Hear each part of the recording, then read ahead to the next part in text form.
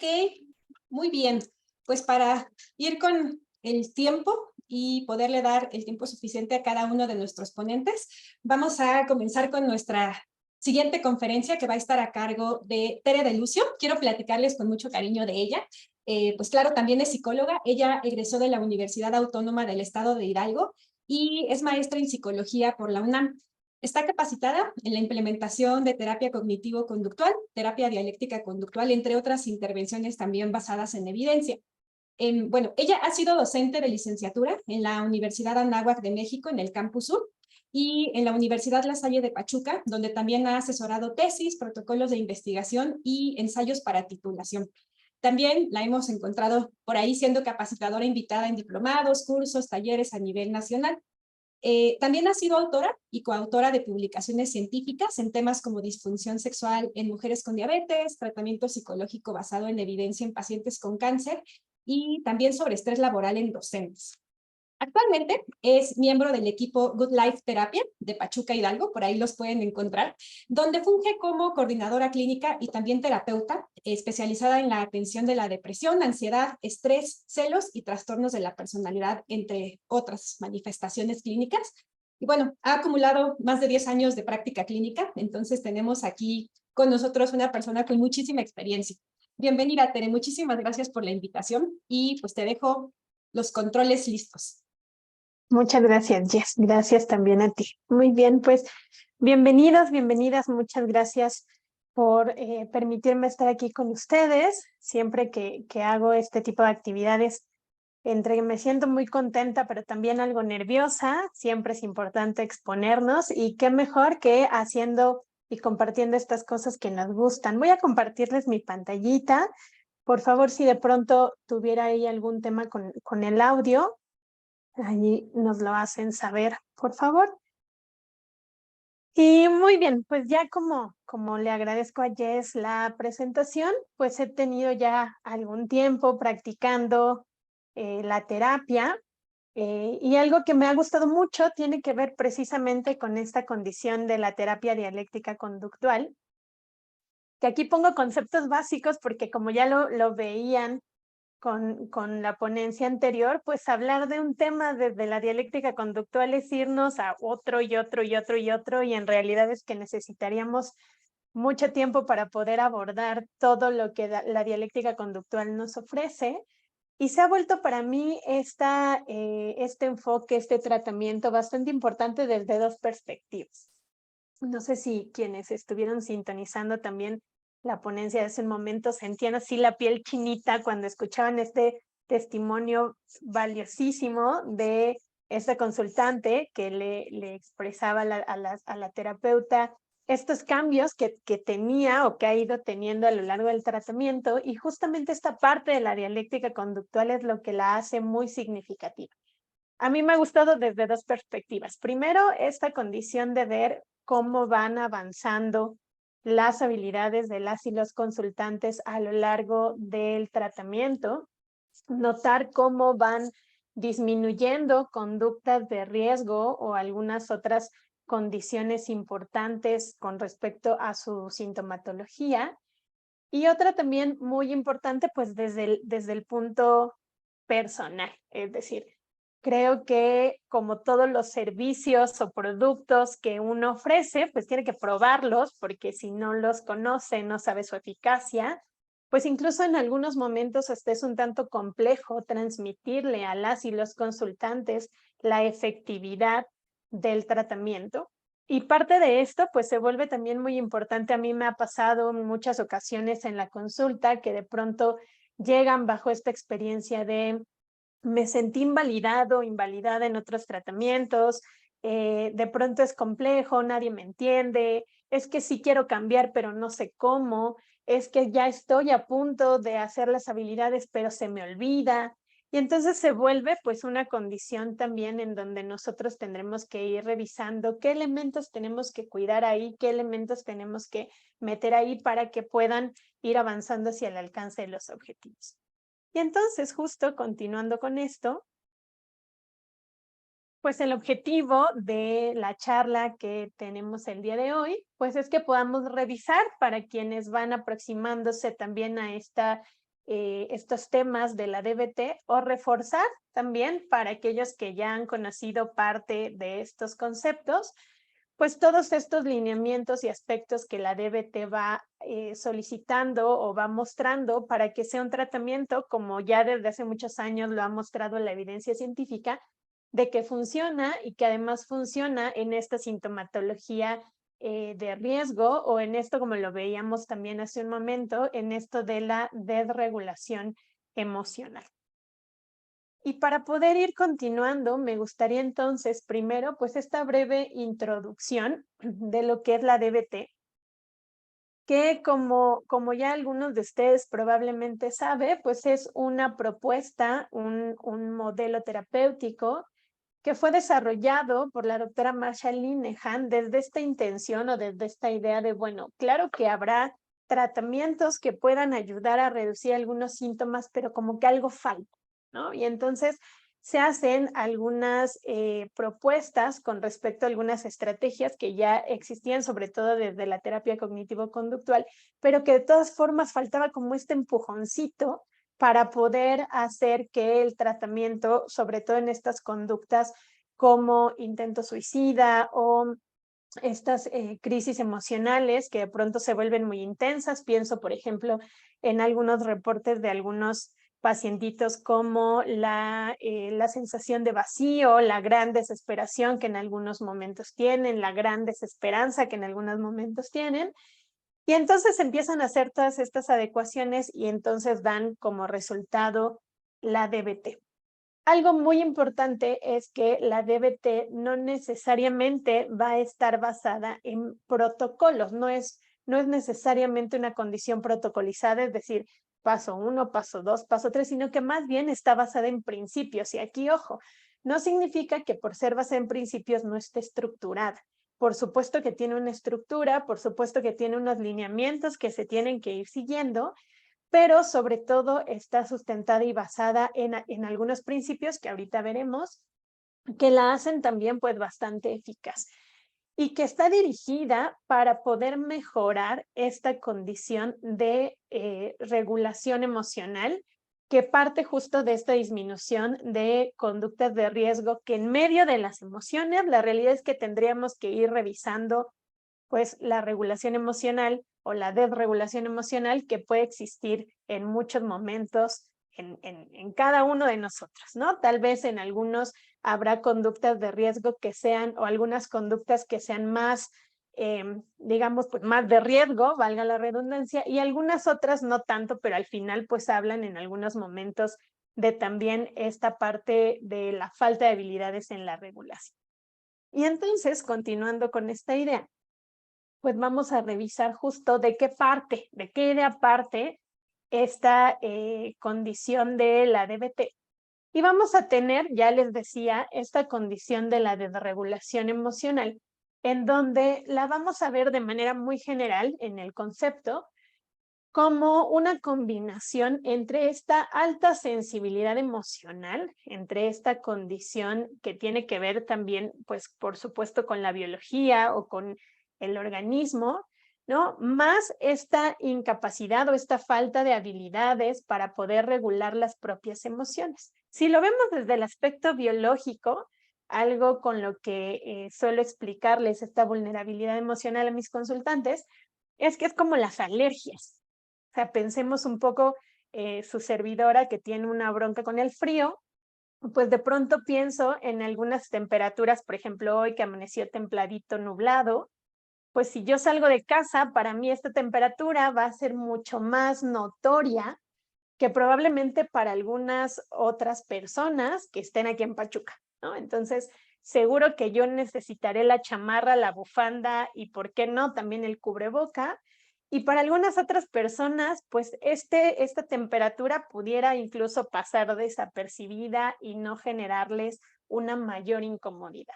La vulnerabilidad o la sensibilidad emocional es algo similar, es decir, lo que para algunas personas podría pasar desapercibida en algunas situaciones, para otras personas la emoción va a venir mucho más rápido, van a tener ese umbral bajito, digamos, de la percepción emocional. Y si nos vamos al concepto de vulnerabilidad emocional, pues vamos a encontrar entonces que vamos a tener esta predisposición biológica, ya les decía, a una mayor sensibilidad. Pero resulta que cuando estamos en medio de esta emoción, lo que va a implicar también es que no solo la vamos a sentir más rápido, sino que muy probablemente la vamos a sentir también mucho más intensa. Entonces, vendrá el umbral bajito de la emoción a activarse para que la emoción entre, pero al entrar va a intensificarse. Y en algunos momentos, por supuesto, dentro de esta emoción intensa, dentro de esta emoción reactiva, pues claro que vendrán algunas conductas dentro de esta parte impulsiva. Y por supuesto, pues en algunos momentos, esta vulnerabilidad emocional, que ahorita lo veremos con el modelito que plantea la DBT, pues viene también a generar una, digamos, como una mayor retardo en la recuperación, es decir, costará un poco más trabajo o tardará más la emoción en calmarse. Y viene, por supuesto, también un elemento que se consideraba o que se considera en la DBT que tiene que ver con este contexto invalidante. Y también aquí tendríamos que revisar que por contexto no vamos a considerar solamente la parte de la familia, que si bien es importante porque digamos es como nuestro contexto directo o el más cercano, pues también tendremos que ir evaluando la condición de el medio en el que vivimos, la escuela a la que vamos, los amigos que tenemos, la pareja, si somos adultos, etc. Entonces, en este caso, en el contexto, le agrega la DBT una etiquetita que es un contexto invalidante. ¿Y qué vamos a entender por contexto invalidante? Bueno, va a ser el entorno en el que vamos a crecer. Imaginémonos en nuestra infancia, en nuestra niñez, en este contexto, pero resulta que este contexto tenderá a ser un entorno en el que van a juzgar, minimizar, castigar o probablemente también ignorar las expresiones emocionales. Y resulta entonces que vamos a tener esta interacción, vamos a pensar en un niño, en una niña, que de pronto se cae. Y el primer comentario que a lo lejos hará algún adulto, ¿no? Mamá, papá, abuelo, abuela, quien ustedes piensen, un adulto cercano al menor o a la menor, va a ser como, levántate, levántate, no pasó nada, sóbate, ¿no? O el niño o la niña va a llevar el puchero y de pronto dirán, no pasó nada, ni llores, ¿no? O algunos de pronto me ha tocado en algunos momentos, yo tengo un pequeñito de 4 años, en algunos momentos que de pronto los adultos decimos algo como, no lo voltees a ver, pero si lo ignoras ya no va a llorar, ¿no? Y esta parte es como, bueno, estamos minimizando la condición de la caída, en donde probablemente uno no solamente le dan ganas de llorar, pensémoslo desde nosotros los adultos, no propiamente nos dan ganas de llorar solamente porque me caí, me dolió, sino porque cuando volteo ya me vieron. A mí me tocó caerme en mi examen de admisión para la maestría en plenas escaleras que están en la explanada de ahí de la facultad, y claro que tenía ganas de llorar, pero no por el porrazo, sino por supuesto porque volteé y todo el mundo, además así en los balcones de los salones viendo, pues esa parte de pronto en donde uno minimiza el sentimiento, es un entorno, es una etiqueta, una característica, perdón, más bien característica del contexto invalidante. Y además de pronto tendemos también, o el ambiente tiende a juzgar. ¿Qué va a implicar esto? Pues critico lo que está sintiendo. Ay, ni que fuera para tanto, ¿no? Pensemos en algunos memes que de pronto veremos en las redes sociales de esta hija, hijo que están contándole a mamá que están muy adoloridos porque terminaron una relación de pareja y entonces mamá dice, sí, ponte a barrer, ¿no? Entonces minimizo, juzgo, no es para tanto, no llores, y en algunos otros momentos castigo. Quiero dar una muestra de afecto, quiero dar una expresión emocional y entonces es como vete para allá, no tengo tiempo ahora. Y todas estas expresiones que van haciéndose en el contexto invalidante, pues van a juntarse, van a tener una interacción con esta vulnerabilidad emocional. Y esto, pues, en algunos momentos se vuelve complejo, ya veremos el modelito biosocial, pero además también se vuelve muy importante porque, y aquí es en donde entra lo importante también de la DBT, en este principio dialéctico, que también les mencionaré en unos momentos, porque es esta parte de, a ver, el contexto está juzgándome en mi emoción, está minimizando mi emoción, a veces castiga mi expresión emocional, ¿no? O no me hace caso en lo que siento, pero además están esperando que tengan las herramientas para poder regular. Bueno, se vuelve una situación compleja porque si somos además niños o somos adolescentes que estamos en el desarrollo del aprendizaje, en la regulación emocional, pues se vuelve ahí una condición compleja en el sentido de, pero ¿cómo manejo mi emoción si no estoy viendo el modelado de la regulación emocional? Es muy importante también revisar, no es una condición directa o culpabilizador. Tenemos que considerar la interacción entre esta parte biológica de la que nos habla la vulnerabilidad emocional y, por supuesto, las características de este contexto en donde en su interacción, como lo diría, voy cambiando mi diapositiva, como lo diría este modelito biosocial, pues surge, ¿no? El modelo principal de la DBT, pues es justamente este modelo biosocial que hace esta separación, como lo veíamos hace un momento, entre la vulnerabilidad emocional y el contexto en el que la persona va creciendo. Y vamos a encontrar, ya decíamos, en la vulnerabilidad emocional, 3 características. En este caso, vamos a encontrar lo que hablábamos hace un momento del umbral bajito, del umbral emocional más bajo, una alta sensibilidad a los estímulos. Lo que para una persona pudiera pasar desapercibido, no necesariamente pasará para otra persona. Perder el celular o perder a un ser querido o pasar una situación estresante, hacer un examen, perder alguna mascota, un asalto, diferentes cuestiones que van a tener algunas personas, pues esta intención de mejorar a partir de esto o de no tener ningún otro síntoma a partir de alguno de estos eventos u otros en los ejemplos. Para algunas otras personas estas situaciones, bueno, serán por supuesto mucho más perceptibles que para otras.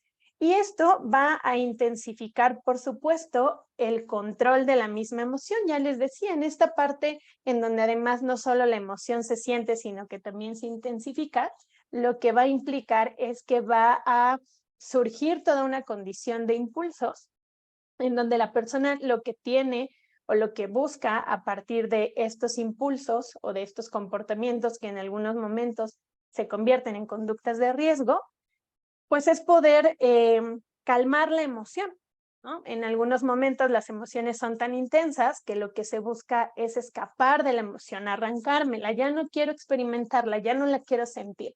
Y lo que viene a continuación entonces es hacer alguna de estas conductas de mi gama de conductas con las que en algunos momentos he escapado de la situación y bueno, puede tener, ya les decía, algunas conductas de riesgo, en algunos momentos pues se darán estas autolesiones, en algunos otros momentos se dará el abuso de alguna sustancia, puede ser que tengamos también condiciones de comilonas o algunas otras conductas, dormir, incluso también yo me voy a dormir todo el día y entonces evito conectar con la emoción.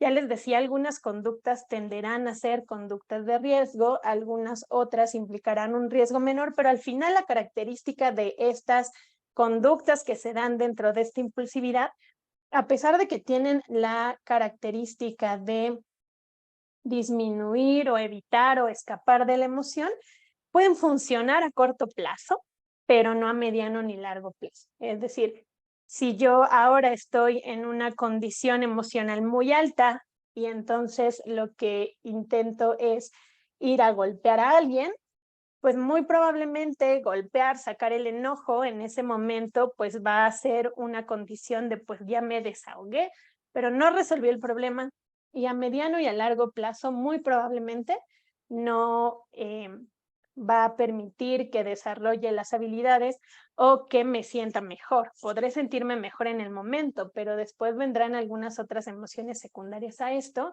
que se vuelve pues ciertamente un ciclo. Y esta condición de lento retorno, el lento retorno a la calma, que implica, por supuesto, pues esta dificultad también para que la emoción dure solo lo que tendría que durar, por decirlo de alguna forma, sino que la emoción más bien se queda, se vuelve a intensificar, y la emoción que dura más tiempo y que además se intensifica, en algunos momentos incluso va a tender a llevarme a una nueva serie de conductas desde la idea de sentirme mejor y esas conductas nuevamente convertirse en situaciones de riesgo que no necesariamente estaremos ahí más bien en el ciclo, otra vez, no necesariamente van a ayudarme a mejorar o resolver el problema. Acuérdense que hablamos de la vulnerabilidad biológica, pues desde esta condición, por supuesto, orgánica, y el ambiente invalidante, ya decíamos, pues que va a minimizar esta expresión de las emociones, ¿no? No se llora, no digas eso, cállate, no me puedes venir a decir X situación, etcétera. Y en la parte de refuerzo intermitente, que también es una característica de este ambiente invalidante, pues vamos a encontrar algunas condiciones en donde, pues resulta ser, me voy a regresar a la diapositiva, que el entorno suele juzgar, minimizar o castigar mis emociones. Y resulta que en algún momento las ignora, otra vez con lo mismo, ¿no? Entonces ya no le vamos a hacer caso porque siempre está con la misma cantaleta. Pero resulta que cuando la emoción se intensifica, cuando la emoción crece, en algunos momentos el ambiente voltea a ver lo que está pasando, voltea a ver a la persona, voltea a ver la emoción, y entonces se vuelve una condición de alguna forma, llamémosle reforzante, en donde no me hace caso la emoción, no voltean a ver a la emoción cuando se presenta, sino que se voltea a ver ya que la emoción es tan alta que es imposible que se le ignore, ¿no? Y en ese momento, por supuesto, pues estamos teniendo este refuerzo de algunas conductas de riesgo, o incluso también este refuerzo intermitente puede ser una condición en donde en algunos momentos puedo prestar atención a la emoción, en algunos otros momentos no. Puede ser la misma emoción, tal vez por el mismo tema, el ambiente me va a apapachar, me va a intentar dar ánimos, pero después, bajo la misma emoción o una emoción similar o una situación similar, el ambiente vuelve a ignorar. Entonces, como estamos justo en esta intermitencia, pues la adquisición de habilidades para regular mi emoción se vuelve más difícil y además en algunos momentos pues van a simplificar esta solución de problemas o los logros de las metas, en donde vendrá una condición en donde la persona ya no solamente está siendo invalidada por el contexto, sino que se generará un aprendizaje de autoinvalidación. Ya no necesito, ahora que soy adulta, ya no necesito criticarme, o más bien, perdónenme, que el ambiente me critique, yo ya lo hago solito, ¿no? Yo ya me critico por las emociones que siento, ya me critico por la manera en la que trato de resolver los problemas, yo solita ya voy invalidándome, ¿por qué? Pues porque eso fue lo que en el desarrollo fui aprendiendo. ¿Qué es lo que va a suceder entonces dentro de esta vulnerabilidad biológica, vulnerabilidad emocional y la interacción con el ambiente invalidante? Pues que entonces vamos a tener algunas consecuencias. ¿Qué implicará esto? Que entonces vamos a tener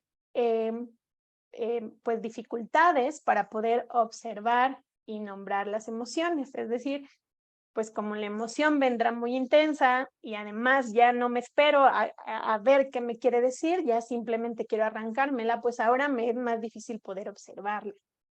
Y por supuesto me va a ser muy difícil pues poder ponerle nombre, no me gusta, no la quiero sentir.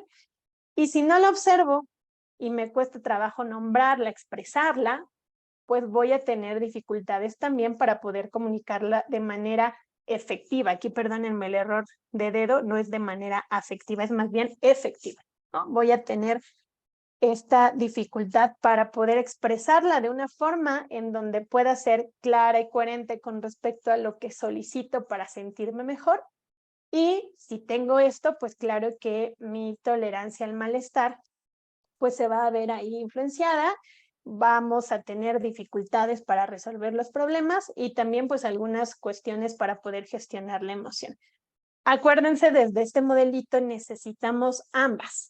Necesitaremos tener esta vulnerabilidad biológica y también la condición del ambiente invalidante, considerando por supuesto que en algunos otros momentos, pues los ambientes en los que las personas se desarrollen o crezcan, pues van a tender a ser no solamente en estas características que les ejemplifico invalidantes, sino que también vamos a tener ambientes de muchísimo riesgo, ambientes muy negligentes con respecto a la crianza, y eso pues por supuesto que va sumando aún más en esta condición de la desregulación.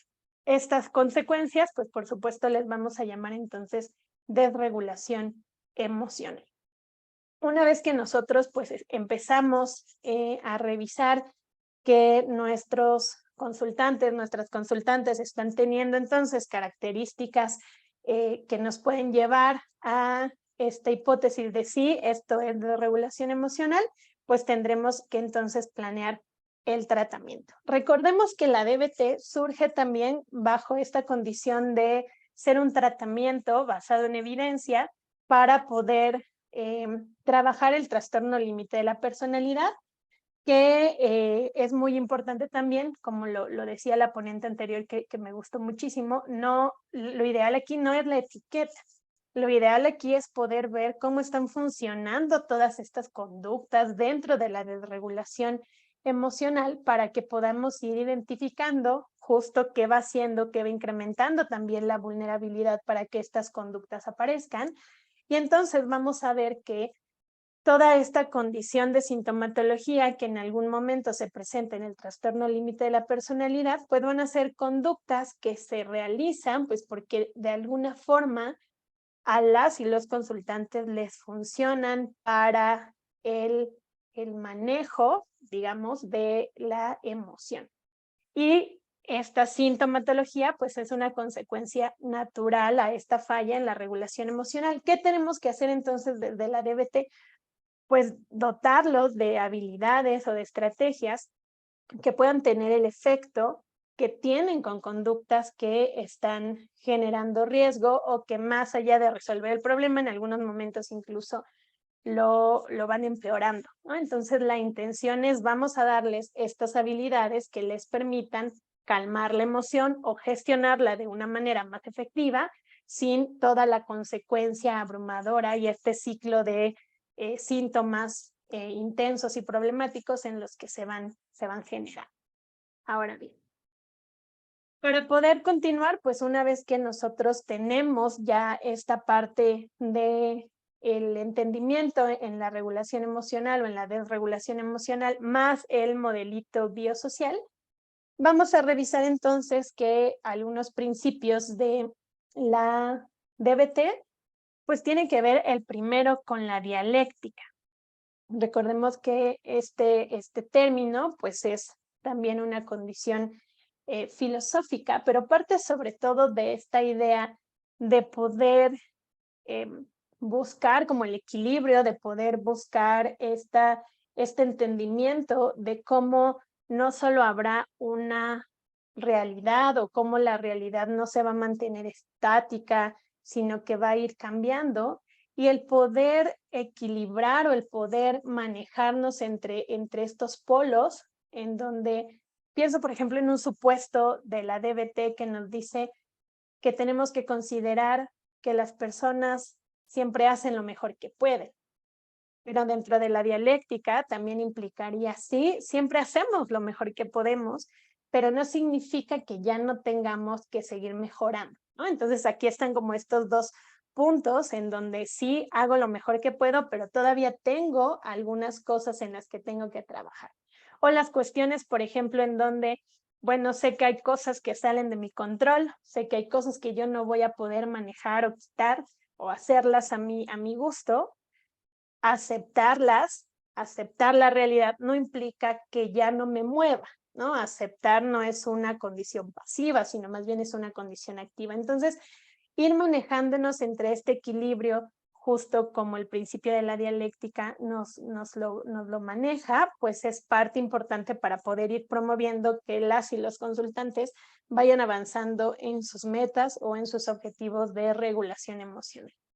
El segundo principio tiene que ver con el cambio, en donde, por supuesto, tendremos que ir dándole a los consultantes, las consultantes, todas estas habilidades que puedan permitirles, que puedan ir accionando, solucionando las situaciones, las problemáticas en las que se ven inmersos, y que este cambio pueda mantenerse constante, ¿no? Pueda ser también de alguna forma reforzado. Muchos de los cambios que van teniendo los consultantes incluso van teniendo como esta parte reforzadora natural, por decirlo, ¿no? Es decir, pienso, por ejemplo, en algunos consultantes, pienso específicamente en un consultante que en algún momento en el cierre de entrenamiento grupal nos platicaba que hubo un momento en donde hubo una situación muy estresante para él,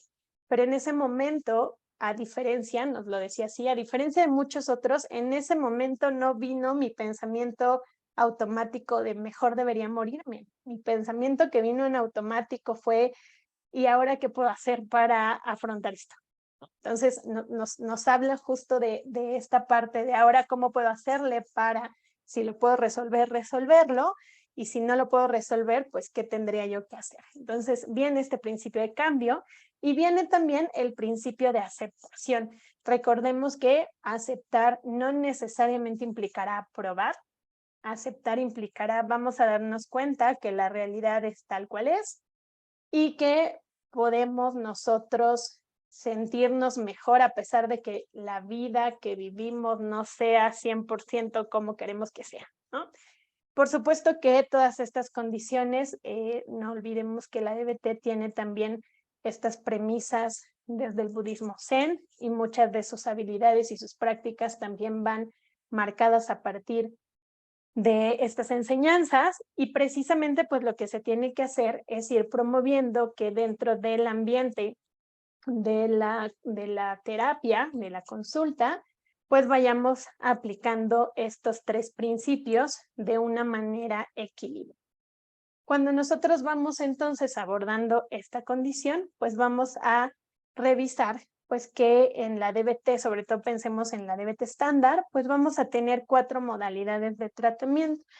Hay algunas investigaciones que están empezando a mostrar o a preguntarse más bien si realmente necesitamos como de las 4 modalidades. Lo ideal es pues apegarnos, insisto, a lo que la evidencia nos va mostrando, hacer esta práctica lo más efectiva posible, y dentro de estas modalidades de tratamiento lo que vamos a encontrar es una primer modalidad que nos habla pues de un entrenamiento grupal. Este entrenamiento grupal que se da a la par del tratamiento individual, y este entrenamiento grupal que es un modelo, digamos, psicoeducativo, es un modelo que va permitiendo a partir justo de estas sesiones estructuradas que las y los consultantes aprendan herramientas de regulación emocional, y se divide, vamos a revisarlo en 4 módulos. Este primer módulo que tiene que ver con habilidades de atención plena, les explico yo a mis consultantes que la atención plena se vuelven una serie de habilidades que son, digamos, como la base para poder además ir practicando de manera también mucho más efectiva pues el resto de las habilidades de los módulos. En la atención plena lo que se hace es ir descomponiendo de una manera mucho más específica la práctica justamente de esta atención plena, de tal manera que justo los consultantes, si nos regresamos a la parte de las consecuencias en la interacción entre la vulnerabilidad emocional y el contexto invalidante, pues acuérdense que una de estas consecuencias es que las y los consultantes tengan dificultades en poder observar, nombrar la emoción y expresarla. En algunos momentos ellos aprenden a arrancarse la emoción, a correr de ella, a escapar de ella, y las habilidades de atención plena lo que permiten es hacer esta pausa para que podamos observar las emociones, para que podamos revisar qué podemos hacer con la emoción y sobre todo observar el impulso y darnos cuenta que no siempre tenemos que correr hacia el impulso, que podemos también actuar de una manera efectiva en el manejo de la emoción sin tener que inmediatamente hacer lo que esta intensidad emocional me está diciendo. Y que además toda esta ejecución pues pueda ser a partir de aprendiendo a observar la emoción, de aprender a describirla, a observar los pensamientos también, a describir nuestros pensamientos. Muchas veces vamos a tener pensamientos que están apareciendo de manera constante durante el día y que también es muy importante aprender a observar que ahí está, aprender a describir que está ahí su presencia, pero no necesariamente responder en esta dirección del impulso de lo que nuestros pensamientos nos estén diciendo. Por supuesto que lo que tenemos que hacer aquí será ir evitando la parte del juicio, ¿no? Es decir, no juzgamos, la parte de poder aplicar dentro de esta conciencia o dentro de esta atención plena, ir una cosa a la vez y siempre en nuestro comportamiento, pues de preferencia pegado hacia las metas que queremos alcanzar en la regulación emocional.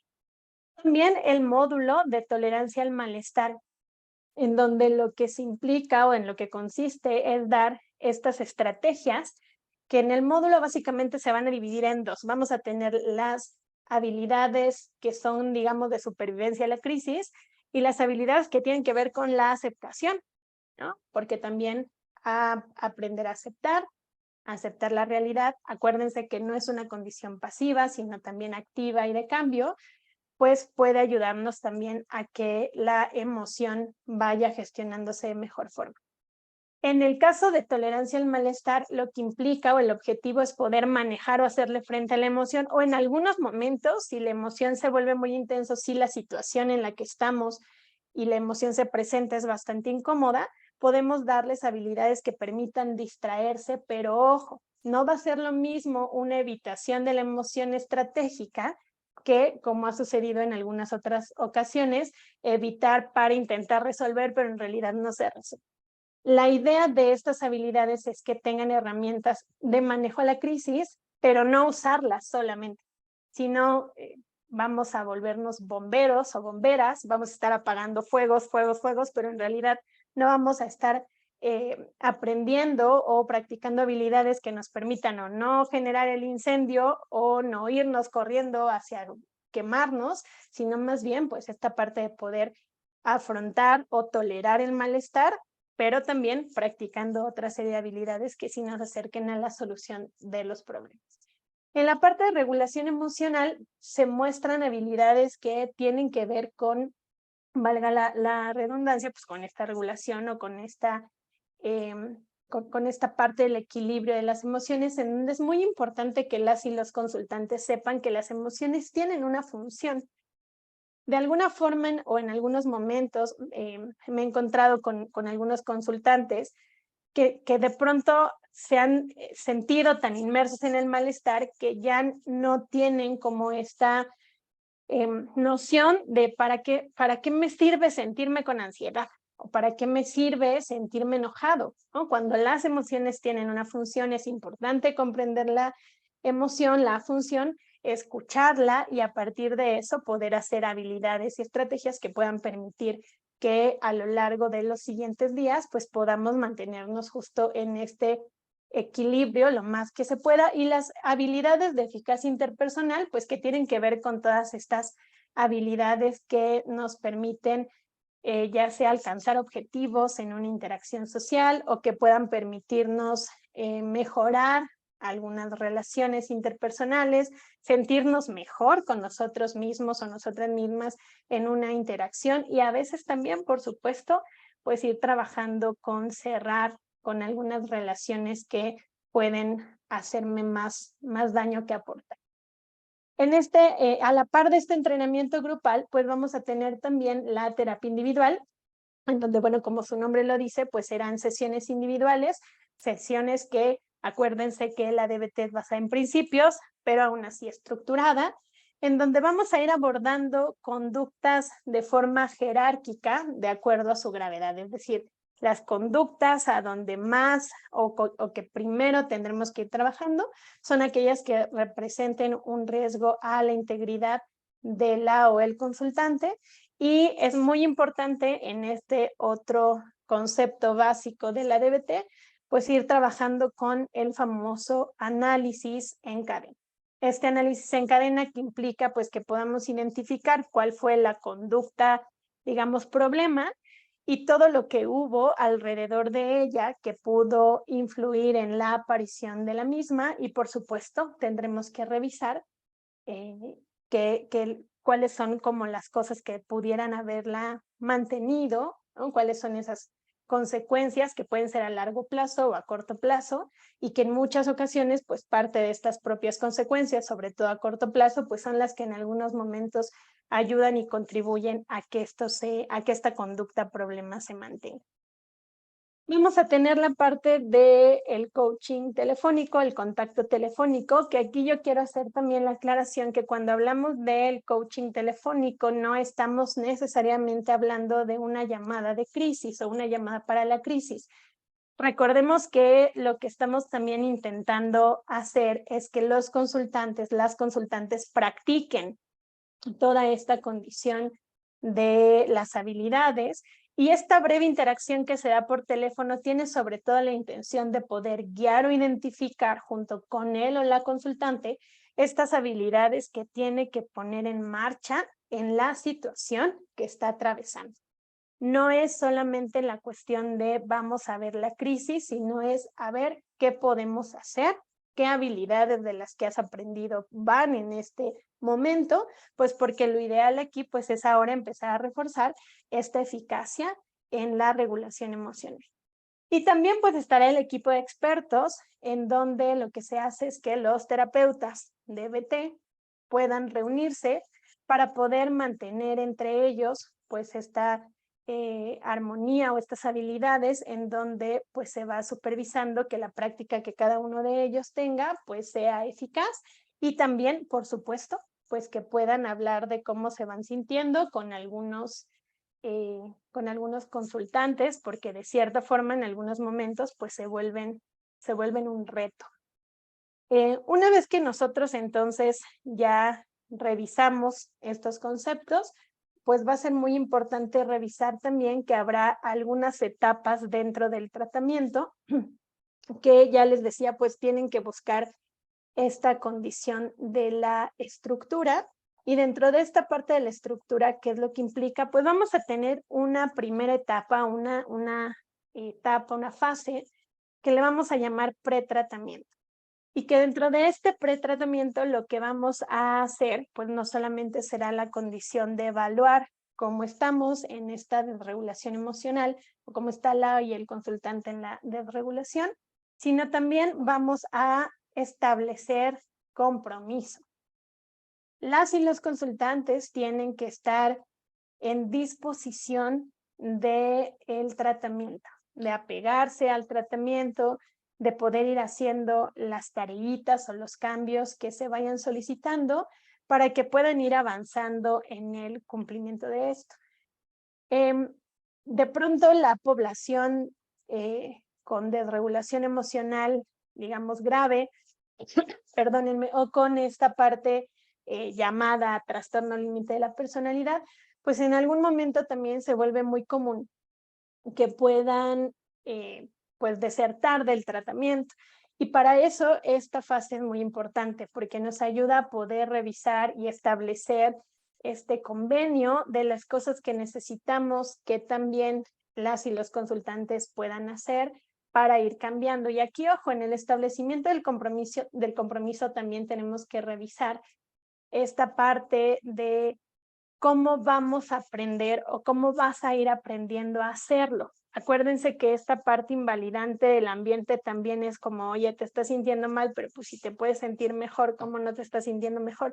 No, aquí el mensaje no tiene que volverse también invalidante. El mensaje es, necesito revisar la disposición a pegarte al tratamiento e irlo haciendo dentro de lo que el proceso, que recordemos el proceso no siempre es lineal ni ascendente, pues dentro de lo que el proceso y sus fluctuaciones vayan también presentándose. Dentro de la etapa 1 del tratamiento también se vuelve muy importante que podamos revisar. Acuérdense que se trabaja en esta condición jerárquica, en donde vamos a dar prioridad a aquellas conductas que sean de mayor riesgo. Y en la etapa 1 lo que se busca es reducir estos pensamientos y estos comportamientos que son autodestructivos, y usualmente estos comportamientos van a tender a clasificarse en 3. Tendremos que revisar o identificar junto con nuestros consultantes las conductas que atentan contra la vida. Pensemos todas estas conductas que atentan contra la vida en aquellas justamente que van a ocasionar que en algún momento pues se dañe la integridad o que se dé un intento suicida, por ejemplo. Conductas que atentan contra la vida sería, por ejemplo, las autolesiones. Se tienen que identificar también las conductas que atentan contra la terapia, llegar tarde, cancelar de manera constante el tratamiento, llegar bajo el efecto de alguna sustancia, pero también hay que ir revisando en estas conductas que atentan contra la terapia, pues que en algunos momentos nuestra propia emoción o lo que nosotros como terapeutas vayamos sintiendo, pues se vuelven también aquí un poquito como estas conductas que van atentando contra la terapia y que tenemos que ir también cuidando estos aspectos. Y por supuesto también, regresando a los consultantes, pues aquellas conductas que vayan impactando con la calidad de vida, ¿no? Los hábitos del sueño, de alimentación, la forma en la que se adhieren, por ejemplo, el consumo de los medicamentos, si es que algunos de ellos tienen prescripción psiquiátrica, entre algunos otros pues que ayudan o contribuyen en esta calidad de vida. Este aspecto de cuidar las conductas que atentan contra la calidad de vida se vuelven muy importantes porque recordemos que en la desregulación hay un factor de la vulnerabilidad, es decir, que si de pronto algunas necesidades que son saludables o que son básicas no están plenamente cubiertas, pues nos hacen más vulnerables también emocionalmente, ¿no? Estar desvelados, no dormir lo suficiente, no descansar lo suficiente, de pronto las muchas horas de ayuno, etcétera. Entonces, pues va a ser muy importante también cuidarlas.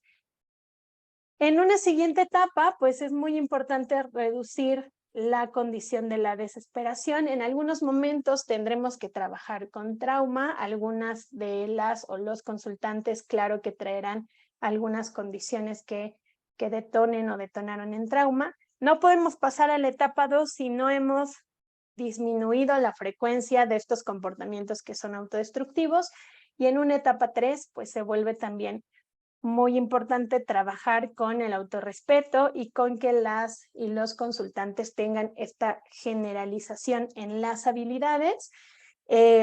Si ustedes lo pueden ir notando, pues básicamente es como una parte de embudo, ¿no? Vamos a trabajar con estas conductas de mayor riesgo y luego vamos a ir disminuyendo en esta condición de conductas de riesgo para poder generalizar las habilidades y que puedan y aprendan las y los consultantes a aplicarlas en las diferentes condiciones de su día a día para que puedan percibirse en esta mayor regulación emocional. Dentro de todo esto, pues se vuelve muy importante, ya lo decía la psicóloga Eli hace un momento, pues hacer un equilibrio entre este proceso dialéctico entre lo que es la aceptación y lo que es el cambio. Tenemos que ir cuidando en la consulta que no todas nuestras enseñanzas de habilidades o nuestra intervención sea solo empujar al paciente a que cambie. En algunos momentos también se requiere de la validación. Dentro de esto va a ser muy importante revisar pues que hay estilos de comunicación del terapeuta hacia el consultante entre una condición de irreverencia que no tiene que ver con juzgar o burlarnos con el consultante, que una comunicación irreverente dentro de la consulta tiene también que ser cuidadosa, considerando las características del consultante, el momento en el que queremos hacerlo, porque si no se volvería una condición invalidante, y una condición o un estilo de comunicación recíproco, en donde en algunos momentos el terapeuta, la terapeuta, podemos darle alguna, revelar parte de nuestra información, en donde la intención no solamente es como, a ver, voy a decirte que también a mí ya me pasó esto que está sucediendo, ¿no? Sino más bien cómo yo me sentía en algún momento, pero agreguemos, acuérdense, pues también la parte de cómo las habilidades que utilizamos o cómo hubieran servido si en ese momento hubiéramos utilizado las habilidades, y por supuesto cuidar mucho la combinación con esta condición de la validación. En este sentido, como ya lo decía Masha Linehan, es muy importante que no perdamos desde la DBT de vista el objetivo principal, que es ayudar a las y los consultantes a que conecten con esta vida que merezca la pena ser vivida, sobre todo después de muchas condiciones de sufrimiento en las que se han visto, se han percibido. Yo les agradezco muchísimo por su atención. Confío en que haya sido de su agrado esta ponencia. Muchísimas gracias. Les dejo mis datos. Estoy en la ciudad de Pachuca. Y muchísimas gracias, Jess y todo el equipo de CITESAM, por la invitación. Seguro que serán muchos éxitos. Muchísimas gracias, Tere. Creo que quedó bien padre cómo quedó programada tu ponencia después de la primera que tuvimos, se ancla perfecto. Tenemos un par de preguntas. Una por ahí en Facebook que nos hace David Pérez. Dice, ¿qué pasa cuando las personas de alrededor ya no pueden lidiar con las topografías de respuesta tan intensas que tienen estos consultantes? No sé si tengas algún comentario al respecto. Sí, claro. En este caso se vuelve también muy importante, de hecho también la DBT va marcando, hacer estas intervenciones con familiares o allegados de consultantes que tengan estos detalles de desregulación, sobre todo también para poder evaluar en algún momento. La reacción emocional del consultante se vuelve una condición, digamos, ya aversiva para la familia, y las respuestas que da la familia ante estas emociones se vuelven también ahora ya aversivas hacia el consultante. Y aquí es muy importante también poder trabajar con familiares y allegados, también desde este entrenamiento en habilidades, para poder mejorar la interacción entre ellos. Perfecto, muchas gracias. Creo que DBT tiene cubierta esa parte. Acá en Zoom también tenemos una pregunta que nos hace Arely Sánchez. Primero, pues ella te agradece por la ponencia y nos pregunta esto. Entonces, el distraerse de la emoción desagradable se aplicaría para evitar alguna conducta de riesgo, pero para disminuir la probabilidad de que se convierta en un mecanismo de evitación, se promueve que posteriormente se apliquen las habilidades para realmente regular la emoción y resolver el problema. ¿Es correcto esto? Muy bien descrita, sí, exacto. No, en el caso de aplicar habilidades de tolerancia al malestar, que en algunos momentos implicará la distracción de la emoción, no tenemos que quedarnos solamente ahí, porque si no, entonces estaremos reforzando el evitar o escapar, y lo que queremos hacer es que aprendan a tolerar y gestionar de una mejor forma. En este caso justo tendremos que meter algunas otras estrategias de regulación emocional o de eficacia interpersonal que puedan ayudar a que no se convierta en un mecanismo de evitación. Exacto. Excelente, muy bien. Y ya por último, acá también en Zoom, Viri López nos pregunta, ¿qué tipos de programas de formación nos recomiendas para el caso de terapia dialéctica conductual? Bueno, pues aquí en CITESAM seguramente que van a tener muchos programas de entrenamiento. Es muy importante ciertamente ir revisando, aproximándonos a esta condición de DBT desde, pues propiamente empezar por la DBT estándar. Acuérdense que ahora ya hay muchas modalidades de DBT en donde van abordando diferentes condiciones. Entonces sí, diplomados, estará excelente. Hay algunos cursos intensivos que también forman parte de una forma muy eficaz de aprendizaje de este tipo de terapia.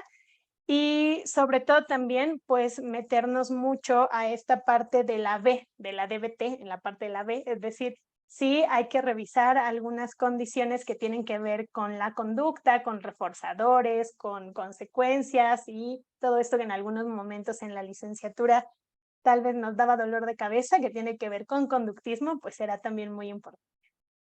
Excelente. Muchísimas gracias, Tere. Creo que pues tenemos justo a tiempo terminada esta ponencia. Yo te agradezco mucho a nombre también del equipo CITESAM por habernos regalado esta hora de tus conocimientos y experiencia. Muchísimas gracias.